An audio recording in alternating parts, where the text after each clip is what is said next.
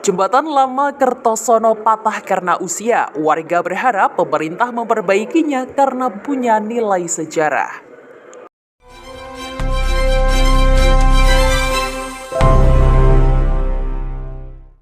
Setelah ditutup secara permanen pada tahun 2018 lalu, Jembatan Lama Kertosono akhirnya patah dan anjlok pada bagian tengahnya. Peristiwa ini terjadi pada Selasa malam dengan suara keras yang timbul dari benturan rangka besi dengan beton penyangganya. Sebelum ditutup oleh Balai Besar Pelaksanaan Jalan Nasional Surabaya, jembatan ini masih sering dilalui masyarakat, terutama anak-anak sekolah. Meskipun jembatan baru sudah dibangun, warga setempat masih berharap agar bangunan era Belanda ini dapat diperbaiki. Sejak tahun 2017 masih bisa dilewati, cuma ada yang merawat. Begitu sudah ambles, baru nggak dirawat. Terus yang terakhir itu hari malam minggu sama malam Selasa kemarin itu. Yang terakhir malam Selasa.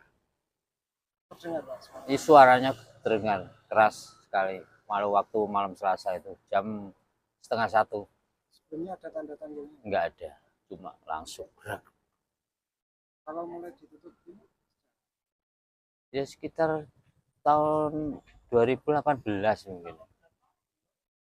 Iya, total. Tapi sebelumnya masih ada yang merawat. Yang merawat Pak Sumarno ya. Warga sini. Ya. Ya kalau bisa ya dipalitiasi lah itu untuk digunakan kembali masyarakat supaya kasihan anak sekolah-sekolah. Salah satu penyebab patahnya jembatan yang dibangun sekitar tahun 1815 ini, selain karena faktor usia, juga karena penyangganya yang semakin miring ke arah selatan. Jembatan penghubung Kertosono Jombang ini memiliki sejarah tersendiri bagi warga Nganjuk pada masa agresi militer Belanda II pada tahun 1949. Pada saat itu, para pejuang berusaha meledakkan jembatan untuk menghalau tank-tank Belanda masuk ke Nganjuk.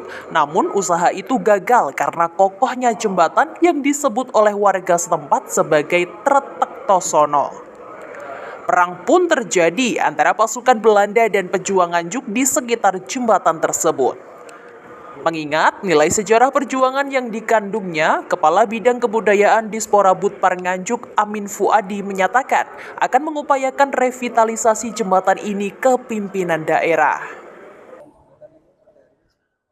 Ya, ini tadi setelah melihat kondisi jembatan Lama Kertosono, ternyata sudah ada struktur yang lepas dari bantalan yang bagian tengah, karena memang terlihat lepasnya ini karena posisi bantalannya sendiri sudah miring ya, miring ke selatan.